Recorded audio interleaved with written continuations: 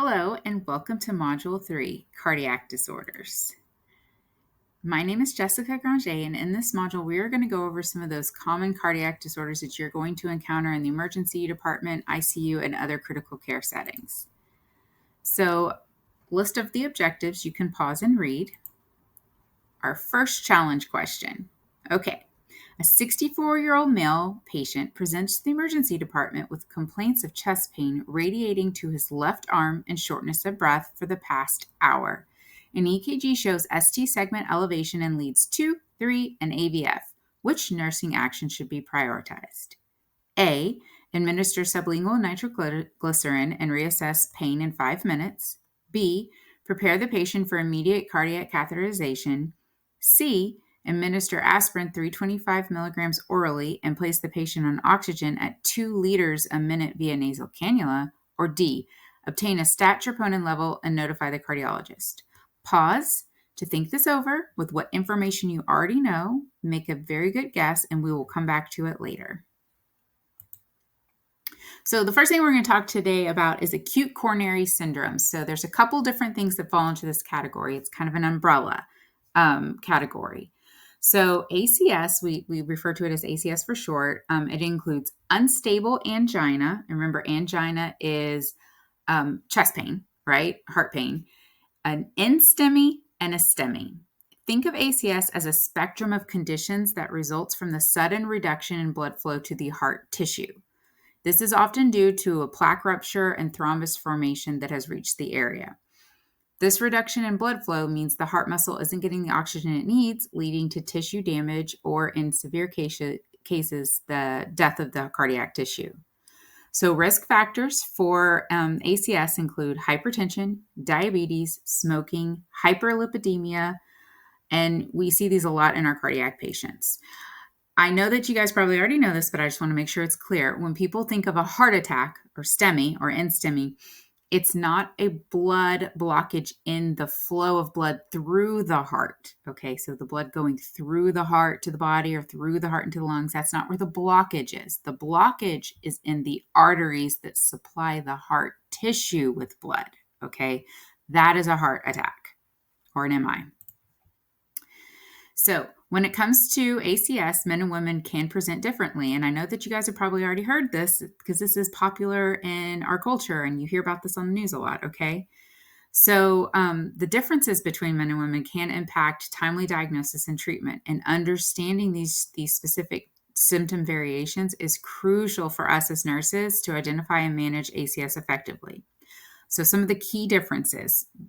We call the symptoms that men experience typical versus women atypical. Now, I want to preface this with men and women can experience anything that's on the screen, but you typically will see the men with the symptoms on the left versus the women with the symptoms on the right. Okay, so the typical symptoms, often men feel chest pain or discomfort. They often describe it as like a heavy squeezing or even like crushing sensation in the center of their chest or the left side of the chest. Sometimes they'll say, like, it feels like an elephant is sitting on top of my chest. So this pain might radiate to the left arm, the jaw, the neck, or even the back. They'll also experience shortness of breath. There will just be difficulty with breathing. They're not able to speak in like long sentences. It's more kind of short phrases or words. Diaphoresis, so they're sweating, okay? A lot of times you'll see sweating. And then they'll be nauseous and or vomiting. And this is not as common as the other symptoms, but it's frequent enough to note, okay? So those are the classic symptoms that are more commonly recognized as people, especially out in the public, okay? Which typically leads to more rapid intervention and assessment by medical personnel. Now, those atypical presentations, okay? So these are a little bit more subtle and they're non-specific, so they can often be thought of as being from some other issue going on, okay? So fatigue, unusual or unexplained tiredness that just suddenly occurs, but it can also occur days or weeks before the actual event, okay? Weakness, just a general sense of feeling weak, just lightheaded. Just, it's just like they can't explain, like, why am I weak? I'm not sick. What's going on? Sleep disturbances, difficulty sleeping or feeling excessively tired upon waking. So dyspnea in the short sense of, yes, shortness of breath, but it may occur without chest pain. So they just have just like, it's like I can't catch my breath a little bit. It's like kind of like, it's almost kind of like I like just went for like a speedy walk, but I didn't. Okay, so indigestion or epigastric discomfort. So this is like pain or indigestion above the umbilicus. So like anywhere between the umbilicus and the sternum, the chest. It's this discomfort, heartburn. Maybe even they'll describe it as like just an upset stomach. So a lot of times people think it's a GI issue, so they're not going to go to the emergency department because they think, oh, it's non-cardiac. Other symptoms might be pain in other areas. So it's just pain in the jaw, neck, or shoulder, upper back without the chest pain. Okay. So like it's the pain that's radiating, but like it didn't originate in the chest pain and radiates to those areas. It's just pain in those areas. Also anxiety, just feeling like I don't understand, but I just feel like the world is ending or something bad is about to happen. And remember that emotional symptoms may be more pronounced in women as well. So just kind of take that into consideration as well. So nausea and vomiting, this is more common in women compared to men. So due to the less typical presentation, the women's symptoms are often misinterpreted as non-cardiac, which can lead to a delay in the diagnosis and the treatment. Okay, so it's so important that we are able to identify these and for people to seek treatment fast. So acute coronary syndrome, so the assessment of it. So when you've identified that there might be something going on with the heart muscle and tissue, the first thing you're always going to do is the ABCs, airway, breathing, circulation, and we're going to intervene if there's something going on with this, right? So the next thing is a secondary survey that includes a detailed history, and you're also going to use the OPQRST mnemonic, which stands for onset, provocation, quality, radiation, severity, and timing. So like, when did it start? Does the chest pain go away? Sometimes we use the term, is it reproducible? Can I do something to cause the pain to come back? Or does it just randomly show up and go away? Or is it constant? So you also want to be regular in monitoring vital signs such as like blood pressure, heart rate, respiratory rate, and O2 sats. This is super important because things can change very quickly, right? We are also going to do a diagnostic 12-lead EKG as well as put them on a continuous cardiac monitor. If they're in the emergency department or like they have sudden chest pain, onset of chest pain, you better be putting those defibrillator pads on because you don't know if they're going to start an arrhythmia and time is of the essence, right? So we're going to put them on a continuous cardiac monitor, and we're probably going to put the pads immediately on them as well because I'd rather have them and not need them than need them and not have them, right? You're also going to be doing some lab tests like troponin. So cardiac biomarkers like troponin and CK&B. You guys need to remember, you should have already learned the normal ranges. If you don't, go look it up, know the normal ranges of both of these, and be able to explain to these to a patient, and what are you testing for? And I will tell you that the way that I've always described it to patients is when you have, so CK&B is not cardiac specific. Remember that. That's muscle issues. So like you've had like some sort of infarction or ischemia to muscles. And when the muscles break down, your CK&B will rise. But troponin is specific to cardiac muscles. So what I tell patients is, I say, well, if there's any damage to your heart, it releases little chemicals in your blood. And these are testing to see if those chemicals are present. It's a very simple way of explaining it, right? And then we're also going to get a chest X-ray, and echocardiogram. So we do these to also rule out other reasons why you might be having chest pain, such as like pneumonia. So they're kind of rule outs. They're not rule-ins for ACS. So this is just, we've already gone over EKGs, but if you don't remember what the PQRST represents, go look it up. That's all that this slide is for, just to remind you that you should know what they stand for. So now with ACS, you're going to have some EKG changes. And what are those going to be? Okay, so specifically, you're going to see ST elevation, ST depression, T wave inversion, and Q wave abnormalities. So you need to understand these so that you can identify ACS and intervene promptly. So for the ST elevation is going to occur when there's full thickness injury to the heart muscle. What this means is that the damage actually goes through the entire wall of the heart muscle. On the EKG, this is going to show as an elevation or lifting of that ST segment above the baseline. The baseline is just, if you were to kind of draw a line like kind of where everything kind of resets and goes across, you're going to see an elevation above that. So you can see right there where it says STEMI on the bottom left of that picture, you see how the ST segment has been elevated right there, okay? So this is usually due to a complete blockage of a coronary artery, which is stopping that blood flow from reaching a large portion of the heart muscle. Think of it like a garden hose that's completely kinked. There's no water getting through, and the plants, or in this case, your heart muscle, are starting to suffer because they're not getting any water. So in this scenario, you need to immediately intervene to restore the blood flow, because time is heart or time is muscle. We say both things, like every second counts. Now, ST depression. ST depression is typically seen in an NSTEMI, so a non-ST elevated myocardial infarction. So we also can call it ST depression is also seen in also unstable angina. So where there's a partial or a temporary blockage of that coronary artery. So unlike the ST elevation, this doesn't affect the full thickness of the heart muscle, okay? So there's still some electrical activity going through, but it's minimal. So on the EKG, the ST segment is now going to actually dip below. It's going to lower that baseline.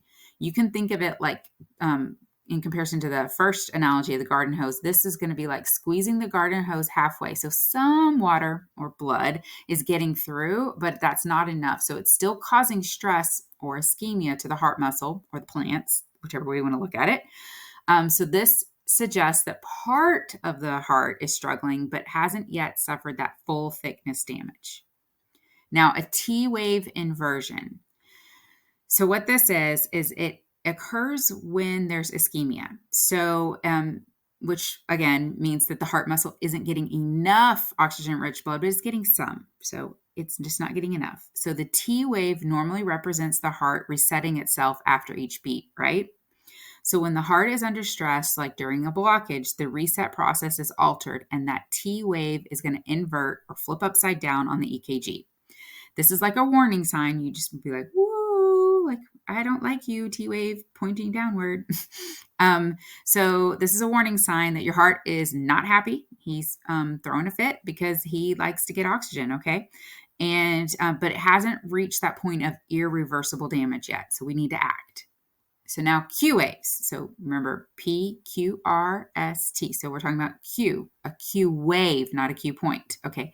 So pathological Q waves are typically seen in STEMIs and are a sign of necrosis or a dead heart tissue. So usually from, let me start over. So what that usually is it's from a past infarct. So Q waves can develop when the heart muscle has been severely damaged and it's just no longer conducting electricity normal. So if like the tissue is actually dead, electricity can't pass through it. Okay, so it's going to have to go around it. And so then that causes the electrical activity on the EKG to look different than what you would normally expect when electricity is flowing through healthy, good heart tissue and muscle, okay? So on the EKG, what you're going to see is the Q waves are deeper and wider than normal, and that indicates that the area of the heart affected by that infarction has become electrically silent. So there's no electricity going through because the tissue is no longer alive. It's like a section of the heart has gone offline, no longer contributing to the heart's overall function. Okay, so in summary, these EKG changes such as like ST elevation, ST depression, T wave inversion, and Q waves, those are so important in identifying and understanding the severity of acute coronary syndrome. Each of these changes reflects different levels of heart muscle stress and damage. So from like the lower end of ischemia to the full thickness injury and then full necrosis, that tissue is dead. So as a nurse, you need to be able to recognize these patterns, and that's going to help you make quick, informed decisions when you're taking care of your patients. So, Mona, to do it or not to do it? We are still teaching this because we have to, and it makes me cringe. Okay, so if you've learned Mona as treating chest pain, know it, but then throw it out of your brain as soon as you graduate. Okay, so it's no longer recommended. Okay, they literally took it out in 2010. 2010. That's 14 years ago. Guys, they took it out like only like a hot second after I graduated nursing school.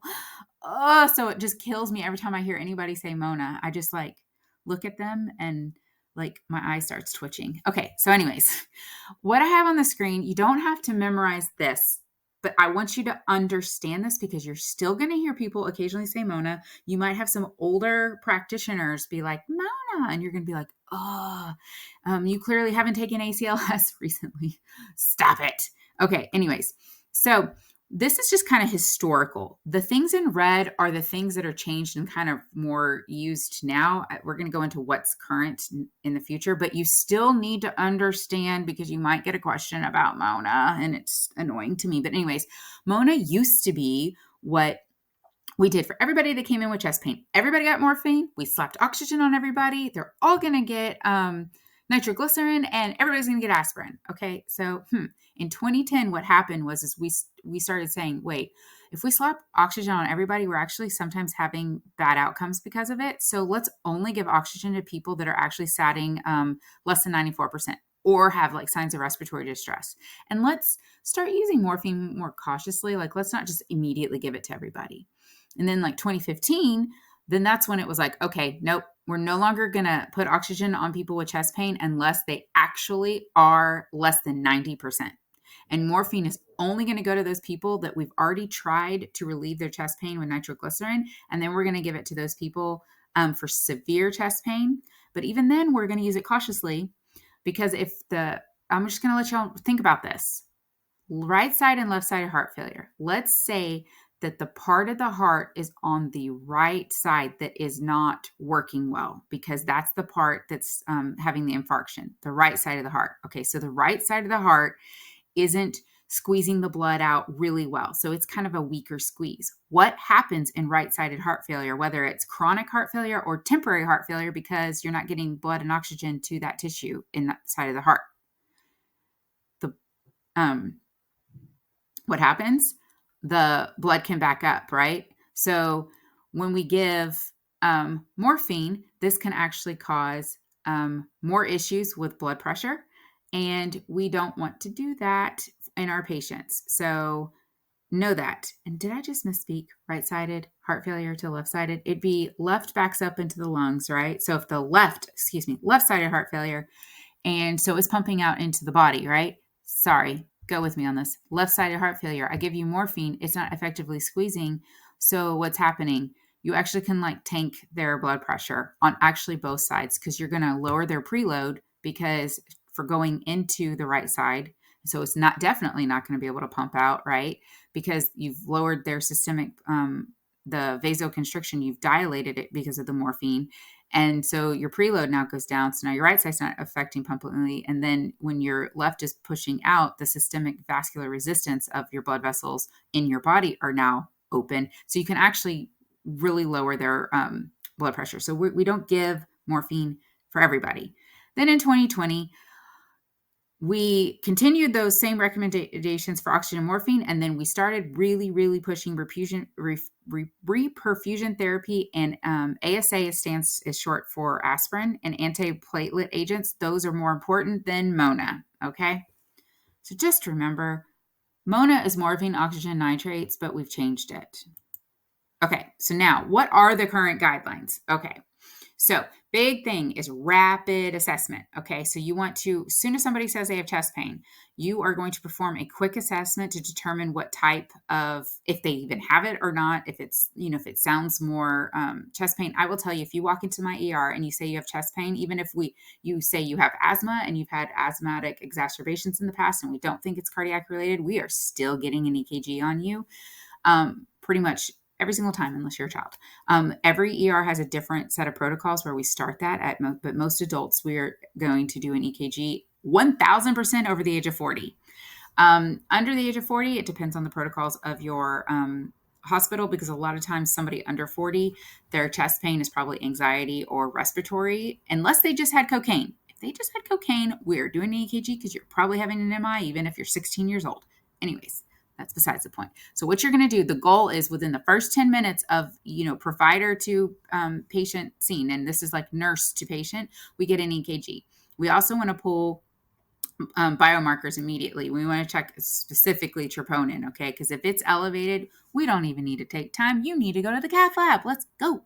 Okay, anyways, so oxygen, only if they're hypoxic or less than 90%, or if they're in respiratory distress. If they are in signs of respiratory distress, like they can only speak in like short phrases or words, and they're gasping for air, but they're still satting 92%, we are going to give them oxygen. So it's only if they're less than 90 or signs of respiratory distress. Okay, we're going to administer aspirin, and it's going to be non-enteric coated.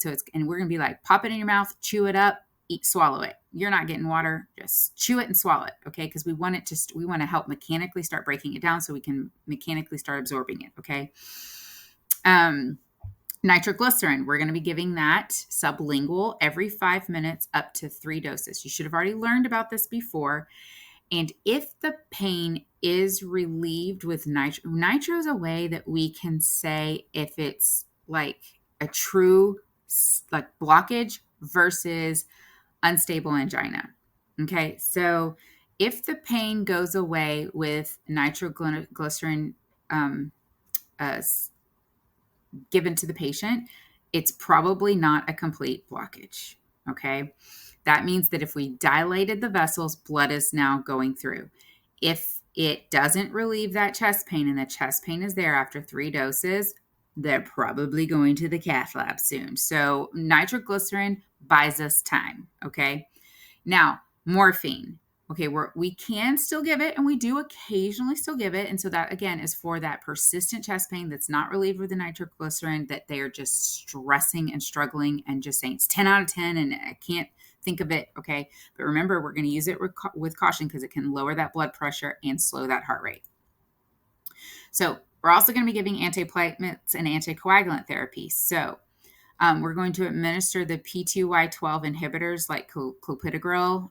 That's more common than others, but well, it depends on where you are and what part of the country and what your provider is. So, so any of those antiplatelets, we're going to be administering them. And so we want to start making it where those, remember, this isn't thinning your blood out. It's making it where things don't stick as well, right? And then the anticoagulants. So we're also going to be giving those like unfractionated heparin, low molecular weight heparin, like enoxaparin. So we want to prevent, this is to prevent more clots. Okay. So we don't want, so we're going to give these so that we don't have anything else as more clots or more issues in the future. So really the choice about which med to give is going to be completely dependent on that patient's clinical status and the provider's preference as well. Now, some more things, some more meds that we're going to give. We might, depending on the blood pressure, give a beta blocker. Now, remember my med. Before you give a beta blocker, what are you going to check? The heart rate, right? Because it's going to slow it down. If the heart rate's 42, are we going to give it? No. Okay, so, but for the most part, as long as the blood pressure's fine, okay, we're going to administer a beta blocker within the first 24 hours unless it's contraindicated in those things like the heart failure or heart blocks or something like that, okay? This is going to reduce the myocardial oxygen demand by lowering the heart rate and blood pressure. So remember, we're having an issue getting oxygen to the heart muscle, so let's not make it work as hard so that we don't have to make it have such a high oxygen demand. Okay, so that's why we're giving the beta blocker. Similarly, with the ACE inhibitors, they're going to help lower that blood pressure and reduce that afterload, which is going to also lessen the strain on the heart. Okay, so we're going to be giving ACE inhibitors, again, unless it's contraindicated. Statins are going to be essential for lowering cholesterol levels, but this is not like, yes, we're going to give it, but is this going to like fix anything right there? No, it's just something we're going to be giving. Yes, it does stabilize plaque as well, so it keeps it from breaking off. So for more issues per se, it's not that specific, but we're going to be giving it. It's not like an emergency medication, but you're going to see it ordered.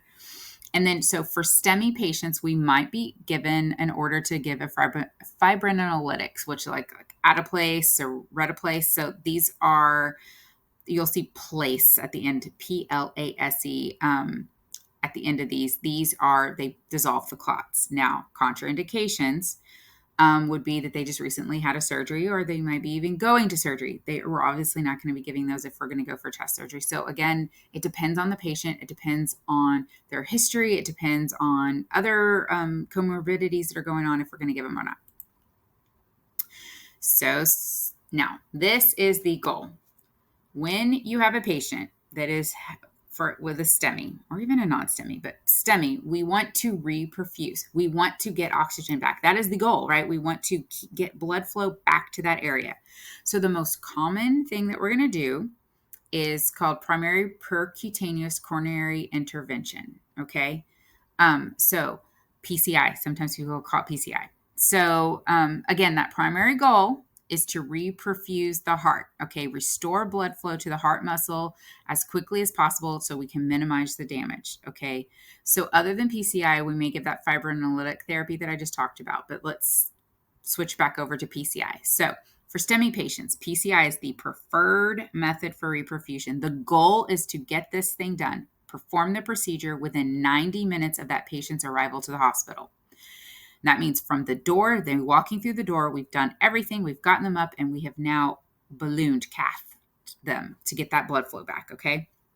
So how it works, it's by mechanically opening the blocked coronary artery using a balloon. Okay, so and then what we're going to do after that, the balloon's going to be inserted in, it's going to be expanded so that it kind of opens up that blood flow. Then they pull that out and place a stent in, okay, that will keep that artery open. So think of this like clearing a blocked pipe where we're physically pushing the blockage aside, okay, like to the sides, we're kind of compacting it to the sides and then holding that pipe open with the support, so like the stent, to ensure that blood flow can keep going through there from here on out in the future, right? Okay, so this is the most effective way to restore blood flow when it's available and you can do it fast. Again, that fibrinolytic therapy. So if you can't do PCI within 120 minutes of arrival, so if you think it's going to be more than 2 hours, we're going to probably turn to fibrinolytic therapy unless we're going to go to a CABG, and that's another story in a second. So the goal here is to administer this treatment actually within 30 minutes of the patient's arrival. So like if you, and so that may be confusing to you. You're like 120 minutes, 30 minutes. Okay. So if we don't have a cath lab and it's going to take forever to get you to a cath lab, let's just say you went to a hospital in the middle of nowhere, we might start these meds because we're not going to be able to get you to a cath lab within a certain amount of time. Okay. So then the goal would be to get these meds in within 30 minutes. Okay. So all these meds, just think of them like powerful drain cleaner, like Drano, I guess, that breaks down the obstruction, allowing the blood flow just to go back through that artery again. While it's not as effective as PCI, it is a great alternative when you have a time issue, especially when, like I said, you can't do PCI, you don't have a cath lab, the cath lab's not open, and you can't get somebody. What if you are in the suburb and you don't have a cath lab, but there's a hurricane going outside and we can't get you there by EMS or a life flight, so you're going to stay in hospital? This would be another indication or reason to use it. There's random things and there's issues why that this would be chosen over, okay? So next page. So some other procedures. You might also hear of a CABG, or coronary artery bypass graft. It stands for cabbage. It's not cabbage like you eat, not like the lettuce looking thing, which is delicious, by the way. Anyways, CABG is a type of surgical revascularization. Okay, so it's a procedure that's used to treat severe blockages in the coronary artery. So unlike PCI, which is going to open that artery using stents, what CABG does is it creates a new pathway for the blood to flow around that blocked or narrow section of the artery. So think bypass surgery, same thing. Okay, so people call this different things, okay? This is achieved by grafting a blood vessel from another part of your body, such as like the saphenous vein from the leg, or like the internal mammary artery from the chest. Sometimes we also can use the radial artery from the arm, and they'll use this and put it up near the heart to bypass that blocked area. So essentially what CABG is it's creating a new route for the oxygen-rich blood to reach the heart muscle that is dying because it's a lack of blood, okay? So it's like, think of it like making a detour around a traffic jam that you're never going, the traffic jam's going to be there forever. Okay. So when is CABG indicated for coronary artery syndrome? So like, why would we choose this over something else? So this is specifically for those too severe or complex blockages that to be treated with PCI or fibrinolytic therapy. So this is like, we go in, we look, you do like a stress test, and oh my gosh, you have like tons of blockages all over your heart. There's ischemia all over. Okay, we need to do like open heart surgery. Okay. So some of those indications are severe multi-vessel. So it's not just one vessel, there's multiple ones, okay, that we're going to do this. So we also might do this if we tried to do PCI and it didn't work, it was failed. So we went in and we couldn't restore the blood flow, then it might turn into a CABG. This happens a lot. We might also do it if there's a left main coronary artery disease. So this is the preferred treatment for patients with significant narrowing of the left main coronary artery, because that artery supplies a large portion of the heart muscle. So blockages there can be particularly dangerous because of the potential for heart muscle damage. And so a lot of times they just go in and do a CABG when there's a significant blockage in that artery. Also, diabetic patients with multi-vessel disease. So with those patients, it's often better for long-term outcomes compared to PCI. That's just what the data has shown. And so just remember that there are some reasons for coronary artery bypass. So some nursing considerations, whether the patient has PCI or CABG, okay? Remember, we're going to be making a cuts on these patients, okay? So before the procedure, we're responsible for basically educating the patient. Now, do we consent them? No, that is the physician's job to educate them about that, but they may ask further clarifications about certain things, and we're going to make sure that they're fully educated. We'll call the surgeon back in if we need to fully explain the procedure, okay? So this also involves the family. Don't forget that, like educating them on what's going to happen, what's to come. Now, if we're doing this emergently, you may not have a lot of time for this. It's like wham, bam, bam, go upstairs or go down the hallway. We got to get this done fast. So it's like talking as we're running kind of thing. Before the procedure, you also obviously need to check for allergies. If they have issues with contrast dyes, because we're going to be using a dye to be injecting in there to be able to see, because PCI is done under fluoroscopy. It's also essential to check those lab results. You need to check on renal function and coagulation studies, because those may pose the patient more at risk, especially with the contrast dye with renal function. Coagulation, we're making a cut going in. We want them to be able to clot, right? So make sure the patient is NPO as required. Now, again, if they just ate something, started having chest pain, they came in and they're having a STEMI, we're going to take them. They're probably going to get intubated just to protect their airway, but we can do PCI completely awake. And I've seen it done a lot of times, because sometimes we just don't have time to completely fully sedate you and intubate you. Hopefully we've given you something to sedate you, but it happens. And then there may be those pre-procedure medications as ordered, like the antiplatelets, anticoagulants, and those kind of things. So post-procedure. Okay, top priority is monitoring that patient, okay? You need to be frequently checking the vital signs, the blood pressure, the heart rate, the respiratory rate, the oxygen sats, okay? We need to quickly detect any complications like hypotension or arrhythmias that might occur from either one of these, okay? For PCI specifically, it's important to assess the puncture site for bleeding, hematomas, or like sites of infection at the site. But for CABGs, they're probably going to have chest tubes coming out. So we're going to be monitoring chest tubes. It's massive surgical incision on the chest, signs for bleeding, internal bleeding, of course, vital signs there again, and wound healing. Now, there's a picture on the screen. This guy with a little heart pillow will also be like, you want patients, like after surgical procedures, they need to be taking deep breaths. They need to splint. A lot of times these heart patients, they have little heart pillows and they hold it to their chest so they can use it to splint, to take those deep breaths in and out. Because remember, we don't want them using the muscles around the rib cage and around their stomach as much as their lungs, because they just had everything sliced through. So this helps with giving them support. And it also does help with a little pain relief. And I will tell you that after a CABG, they want to get these patients up and walking as soon as possible to prevent DVTs and all sorts of other things in the future. You would be amazed at how quick these patients are up and walking. We're talking like 12 hours, boom, they're up. You would think it'd be days. Nope. We want them up and walking if it's not contraindicated because of another issue. So some other things, pain management. Pain's going to be an issue, right? But we need to be thinking about, their blood pressure. Is it safe to give those pain meds, right? We don't want to tank their blood pressure that's already low. So we have to think of alternatives if that's the case. But I'm going to tell they'll be on narcotics. But you'd be surprised. Again, there's some patients that literally have open heart surgery, and then like within 2 days they're on Tylenol and it's completely effective for their pain, which is just amazing to me.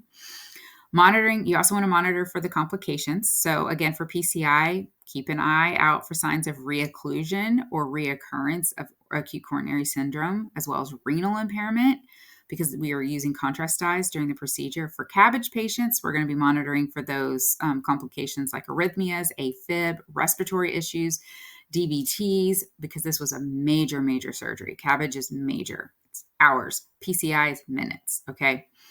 So patient education discharge, it's going to be all about the lifestyle modifications, all those things that you guys already know. You can go look them up in your book about like medication adherence. Like why are we prescribing you these ACE inhibitors? So like figure out a way to explain to your patients so that they understand why the doctor's ordering it to help them in the future. And a lot of times I guarantee you that you can convince your patients to be more compliant with what the doctor's ordering when you say, do you like being in the hospital away from your bed at home? Because you're going to end up back here again for longer if you don't do this. I mean, it's your choice, but like, don't you want to be at home? Don't you want to have quality? Like, don't you want to like go play with your grandkids or, go be able to walk or go back to work or whatever the case may be? They may say no, but I mean, that is normally the driving force. You just keep reminding them like what they have waiting for them if they're compliant, because our goal is to get them back to like functional living, right?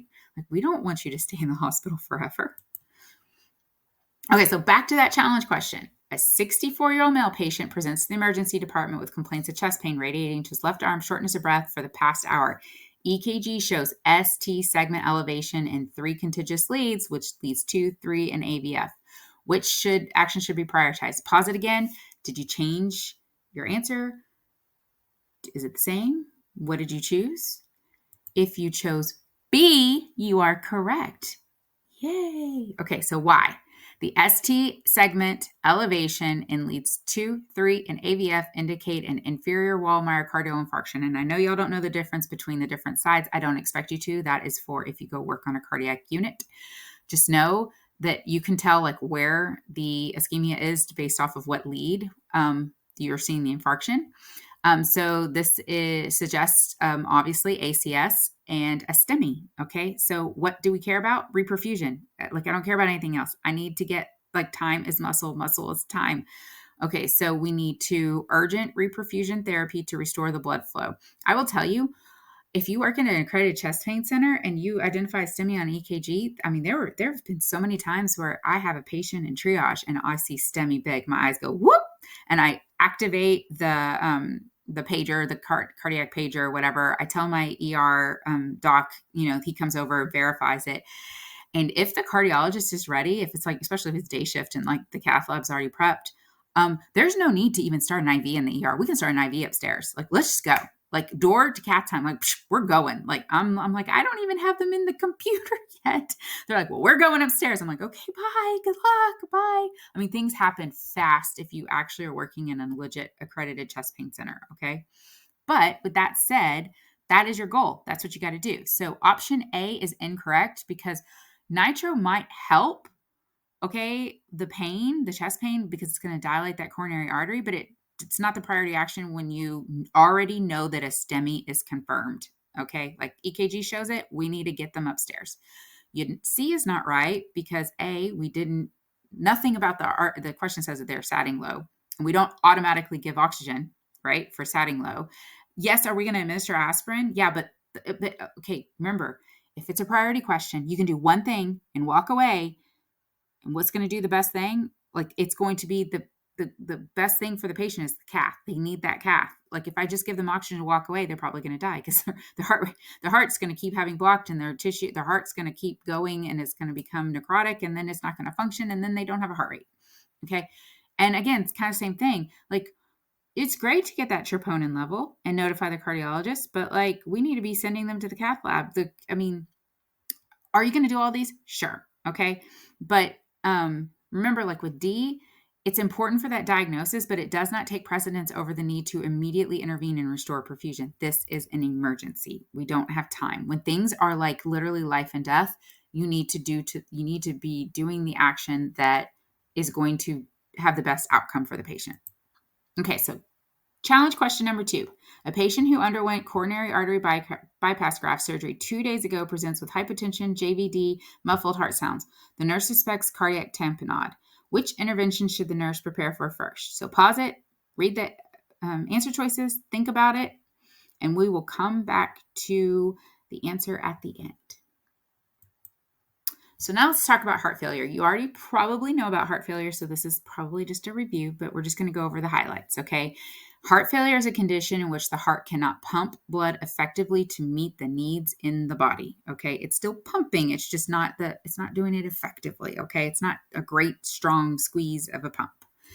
This is going to be a result from a weakened heart muscle, which is systolic heart failure, or the heart's inability to relax and fill properly, which is like diastolic heart failure. Symptoms often include dyspnea, fatigue, peripheral edema, JVD. Okay, so depending on what side of the heart or both sides of the heart depends on the symptoms. Remember, left-sided versus right-sided. Okay, remember the differences between those. Left backs up into the lungs, right backs up into the body. Okay, so your assessment needs to focus on vital signs, lung sounds like listening for crackles if there's fluid overload, daily weights to monitor fluid retention, and EKGs for any signs of arrhythmias. So the management is going to be diuretics to reduce the fluid overload, ACE inhibitors to decrease the afterload, beta blockers to control the heart rate, and lifestyle modifications such as like low salt diets and regular exercise. So you guys need to understand the difference types of heart failure and just the management strategies for taking care of those. So let's talk about ejection fraction. If you don't know what that is, let's go. If you already know what it is, move on. Okay, so what is ejection fraction? So this is a tool. It is a numeric data point that we use to assess the heart and like how well it's pumping, okay? So it's actually measuring the percentage of blood that the left ventricle pumps out to the body with each heartbeat. So a normal ejection fraction ranges from about 55 to 70%. And ejection fraction below 40% indicates the patient has heart failure with a reduced ejection fraction. And you'll see that HFrEF is the little abbreviation.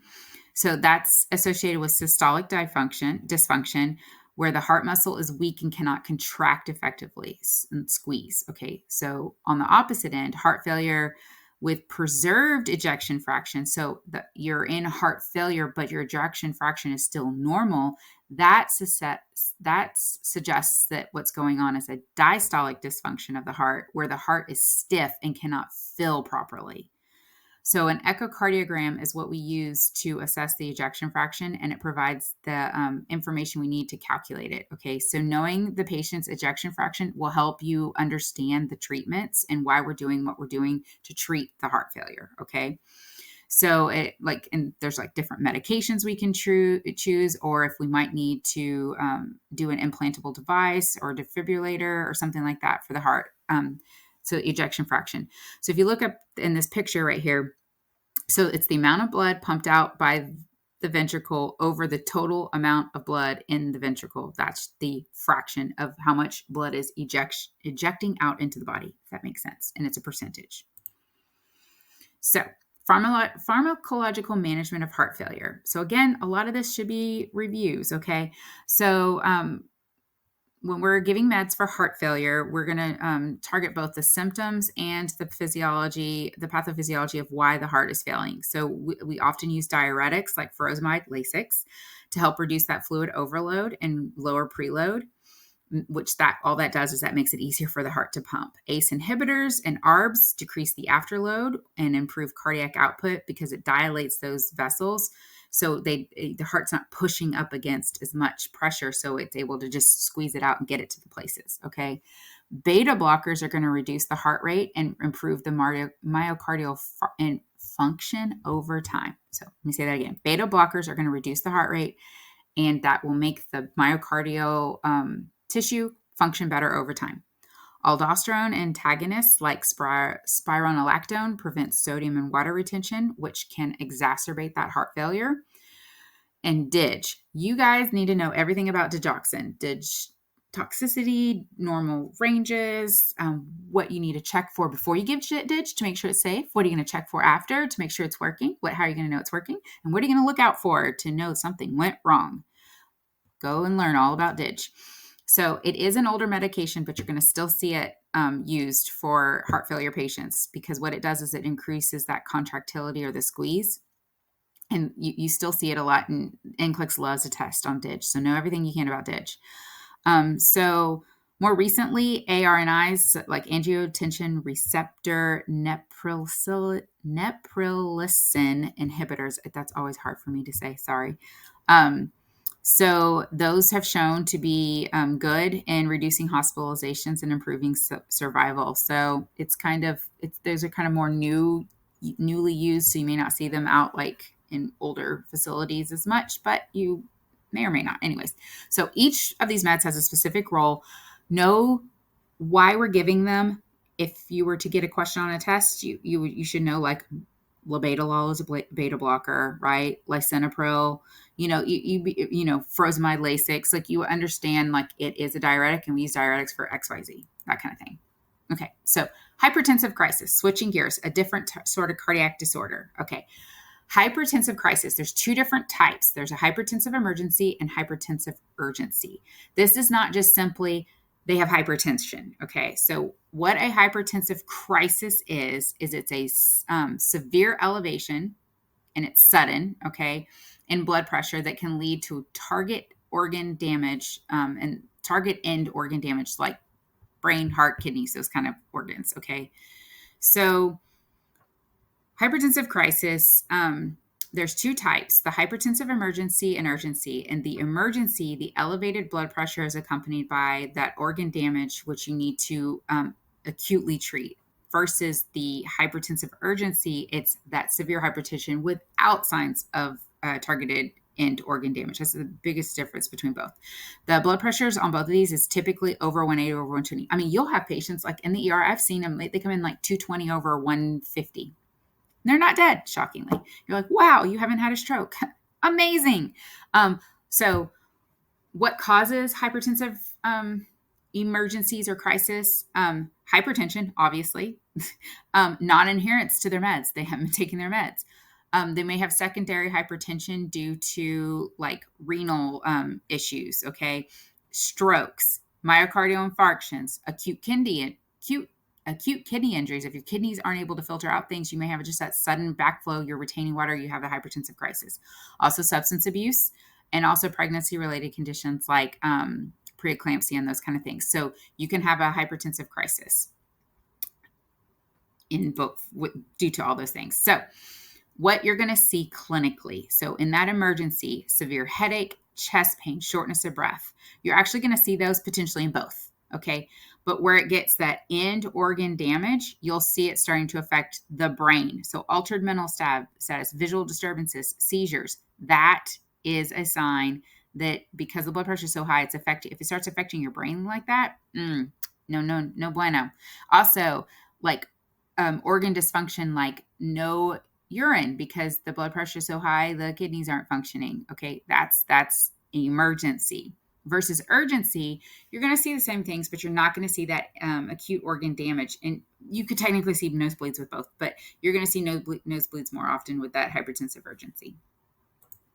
So what do we do? Okay, so the goal for the emergency is to reduce the blood pressure by no more than 25%. And there are some places that don't even want to reduce it more than 20%, but I guarantee you we are not going to reduce it more than 25%, okay, in that first hour. And then we're going to be slowly reducing it after that, okay? We want to bring it down out of the super, super dangerous zone, but we don't want to bring it down to normal. If you bring it down to normal really quickly, your patient's going to stroke out. We don't want to cause more harm, okay? So if they are in a hypertensive emergency, they're going to get admitted. They're going to go to the ICU because we've got to very closely monitor them, okay? We're going to be giving them IV blood pressure meds and very tight control on these things. Versus the urgency. Urgency, they may or may not be admitted, depends from the ER. A lot of times we can do oral meds for these to bring it down, and we're going to be doing a gradual reduction over like 24, 48 hours kind of thing, and they can follow up. Okay. So it's just, but I can tell you what, if they say they have chest pain, they're going to get admitted for just the chest pain alone. But anyways, whatever. But they don't, technically the urgencies don't have to be admitted, and realistically, they're probably going to be admitted. So as a nurse, you're going to be assessing these patients, giving those meds, educating those patients so that they understand why they got here. And so they don't let this happen again. And also we're going to be just communicating with those patients because, and communicating with the healthcare team, because again, you may not so much fix it, but improve it, and then things can rebound. And so that's why that monitoring is super important. And if you start to see those subtle signs that things are getting worse, you need to be communicating with the providers and getting more meds and on board or other different treatments. So now let's talk about another different cardiac issue, aortic aneurysms. Now, you can have an aneurysm anywhere in your body. We're talking specifically about aneurysms. And remember what an aneurysm is it's like a weakening, and this says a normal dilation in the aorta, but an aneurysm by itself is a weakening in the wall of an artery. Okay, so then as the pressure of the fluid going through there, it kind of makes it kind of balloon out. Think about like you're chewing gum and you make it like, you want to blow a bubble, you don't have like just a thick piece of gum there that you blow a bubble through. You kind of have to stretch it, make it thinner so that when you put pressure up against it, it blows into a bubble. Same kind of thing for your blood vessels. Okay. So for aortic aneurysms, there's two different types. There's thoracic and abdominal aortic. Okay. And there's kind of some pictures on here. So it's showing kind of some ballooning. Okay. So some of the risk factors is if you have a history of hypertension or history of smoking, atherosclerosis, so you have some narrowing of your arteries already, and then also some genetic conditions such as Marfan syndrome, but also genetically predisposed if you have like first degree, second degree relatives that have had aneurysms themselves. You are more at a higher risk of them. So what's kind of scary about these is they're often asymptomatic. You don't know you have them, okay, until things get bad. I will tell you of a personal story. I think some of you were in health assessment, maybe not with me, when this actually happened to my father. He had to have a CAT scan because he had prostate cancer, and they scanned him too high. They don't normally like start the scan so high up in your chest. They normally start it kind of in your abdomen for your prostate, but just the CT tech just kind of made the window a little bit bigger, and it caught the very bottom of an ascending aortic aneurysm. It just barely saw it. And so the CT scan was for his prostate, for prostate cancer, but it was like this incidental finding on the radiology report, like, hey, oh, by the way, we think you have an aortic aneurysm. You might want to go get that checked out. And so then he was like, he had to go to a cardiologist, cardiothoracic surgeon, go get cleared before they would even do the prostate surgery. And so right here at the bottom, how it says management surveillance, that's what they did for my father, is every 6 months after they identified it, it wasn't big enough to operate on. And they kind of, they go back and forth. It's risk versus benefit of operation, the age of the patient, the health of the patient, what's going on with the patient. It wasn't big enough at that time for them to treat that first. They wanted to take care of the prostate cancer first. So they did that first. And they were like, but we're going to do a CAT scan just to monitor the size every 6 months. And then eventually you're going to have this repaired. And so he was able to do that for a couple of years. And then at one point, a couple of years ago, it got to the point where it was like, it's a little too big now. We need to go in. And then that's when they actually went in and repaired it. And thankfully, my father is completely fine now. So it's a complete blessing. But we would never have even known had he not had that CAT scan. It was because he was completely asymptomatic. Okay. So anyways, what is a dissection? So the aneurysm is just the ballooning. The dissection is actually that there's starting to be a tear. Now, remember, your blood vessels have multiple linings, right? So this doesn't necessarily mean like the picture where it's spewing out. If you actually tear all the way through and of your aorta, the pressure's so high, you have seconds to live. We won't fix you. So if a person is dissecting, that means there's already a tear in one of those different layers, and very soon it's going to bust out like that. Okay. The goal is to go in and repair it before that happens. Okay. But if a patient is dissecting, this is an emergency. We're not waiting. We are going to go and repair. Okay. A lot of times this is the actual first symptom that people have when they have an aortic aneurysm, is the pain. And it's a sudden severe chest pain or back pain. And a lot of times people say it feels like something's being ripped open inside me. Because it is with your aorta. So similar risk factors, hypertension, prior cardiac surgery, which could have caused some pressures and weakening in the walls because of when they were doing monitors and pressures and those kind of things in your aorta. Okay, so diagnostic tools, CT, MRI. Again, here's another thing. We need to rapidly recognize this. We're going to do pain management. We're going to be hemodynamically monitoring these because they need to go to the OR. We're also going to be super careful. We are not just going to chunk them in bed. We're going to very calmly move them from one bed to the other, because like really just jostling could cause the full dissection to completely go, and then the patient loses pulse, loses blood, hypovolemic shock, they die. We don't want that to happen. So we're very gentle with moving these patients. Okay. Very gentle. Okay. So now let's talk about cardiomyopathy. So cardio means heart, myo means muscle, pathy means something's going wrong, right? So something's wrong with the heart muscle. Okay. So there's some different types that are here on your screen. Okay. Just kind of understand general understandings about kind of what's going on. You do not have to become an expert about this. Okay. So when we talk about the word cardiomyopathy, we're referring to a group of diseases that are affecting the heart muscle. Simple. Okay. You might hear somebody say, oh, well, they have cardiomyopathy. Well, that's kind of like, oh, the patient's sick. Okay. Well, what are they sick with? Or what is the cardiomyopathy specifically? And sometimes we don't know, and that's okay. But just know it's kind of an all-encompassing condition or term. Okay. So it involves enlarged ventricles and reduced contractility, leading to heart failure symptoms. Hyper, big, trophic cardiomyopathy is characterized by thickened ventricle walls, and this is going to pose a risk of sudden cardiac death, especially in young athletes. Restrictive cardiomyopathy is stiff ventricles that can't fill properly, and that can lead to symptoms of both left and right-sided heart failure. So you might think something's going on with both. Patients may present with dyspnea, fatigue, syncope, palpitations, those kind of things. So the management of these is going to completely depend upon the type of myopathy, but it often does include medications like beta blockers, ACE inhibitors, lifestyle changes, diet and exercise. Don't be so sedentary. But in some cases, we might have to have surgical interventions, like they can go in and do a septal myectomy, where they go in and cut the septum, or heart transplantation. So it might, rare, but it might.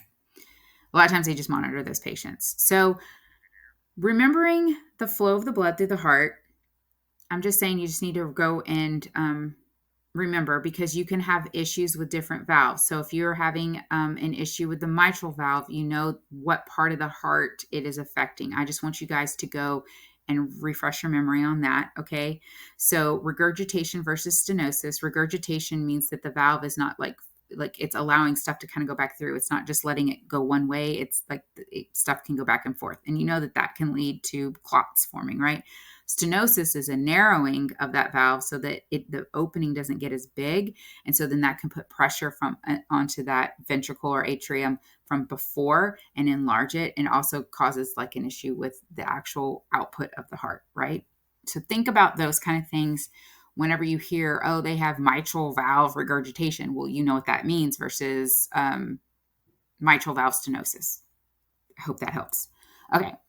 So tamponade, what is tamponade? We're going to go more over this in the emergency trauma section, but tamponade often comes from blunt force trauma, but it can come from other things like pericarditis, malignancy, or after somebody's actually had a surgery in their thoracic cage or cardiac surgery. Okay. So what this is remember, there's a sac around your heart, and now there's fluid building up in that pericardial space. Okay. So, and that compresses the heart. It doesn't allow the heart to like fill and squeeze.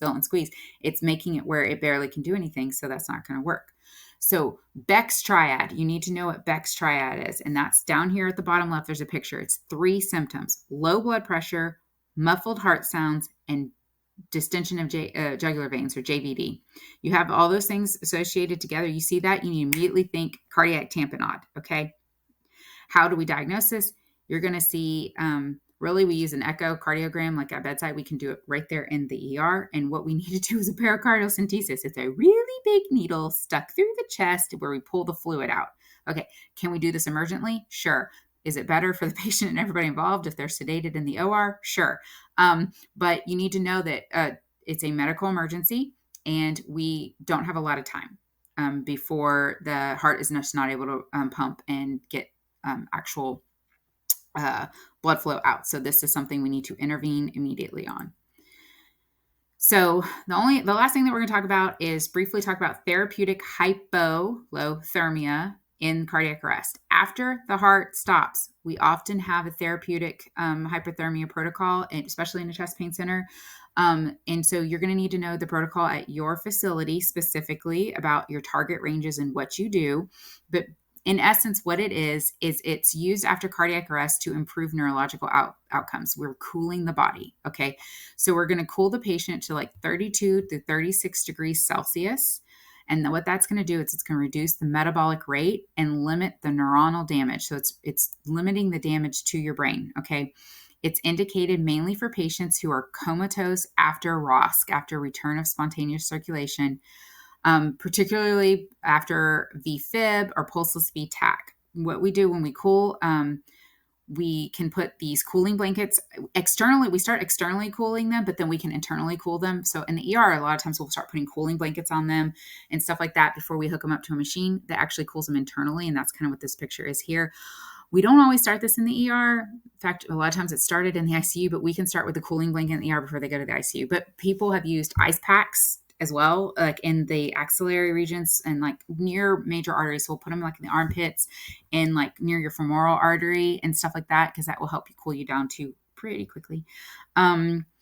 So as a nurse, you're going to be important for monitoring the patient's temperature and preventing shivering, because if they shiver, that's going to raise the temperature, and we're trying to cool them. So we don't want to shiver. So we're going to keep their skin covered, so like airflow doesn't go over them. So just like a light sheet, cotton sheet. Also, shivering also increases metabolic demand. Don't want that to happen. And we also want to prevent infections and those kind of things. So just know that this is a treatment and it's used to protect the brain. And hopefully when we start rewarming them up in a few days, the brain function is good and we didn't have decreased anoxic injury. Okay, so back to our challenge question number 2. A patient who underwent a CABG 2 days ago presents with hypotension, JVD, and muffled heart sounds. What is that, you say? Beck's triad. The nurse suspects cardiac tamponade. What intervention should the nurse prepare for first? Pause. Make your decision. Did you change it? Okay, if you selected B, you are right. Okay, so you want to notify the provider and prepare for a pericardiocentesis because this is an emergency, right? Okay, so the patient's symptoms, that hypotension, JVD, muffled heart sounds, those are all classic signs of cardiac tamponade, also known as Beck's triad, and which is, like I said, a life-threatening condition where the fluid and or air, but in this case fluid, is filling up that pericardial sac and it's compressing the heart and it's impairing the heart's ability to pump effectively, okay? So the priority intervention is to notify the provider and immediately prepare for pericardiocentesis because you are not trained to do the pericardiocentesis, so that's why you're calling them in to do it, but you're preparing for it. And so the provider is going to be aspirating the fluid from that pericardial space to relieve the pressure on the heart. So why is A, C, and D wrong?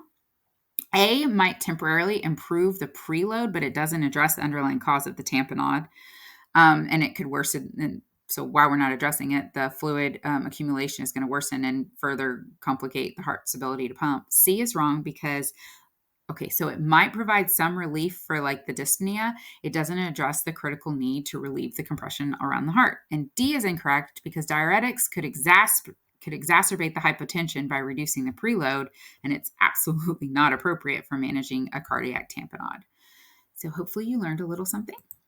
So in summary today, we were talking all about the heart, which is yay. I hope you love the heart as much as I do. I love the heart. Okay, so remember the importance of recognizing signs and symptoms, performing those accurate EKG interpretations, and implementing the pharmacological and invasive treatments for each of the patients in the different conditions that we talked about today, okay? So as a nurse, guys know that our role goes way beyond actual just the medical management for our patients, because we have to remember about the education, also prevention, and also being advocates for patient-centered, patient-specific care, okay? So thank you guys for listening today, and I hope you guys learned something. So this concludes, it says Module 2B. That's a lie. It's Module 3. So don't forget to go and review the readings and anything else to prepare for the lecture this week. And I will see you guys in class.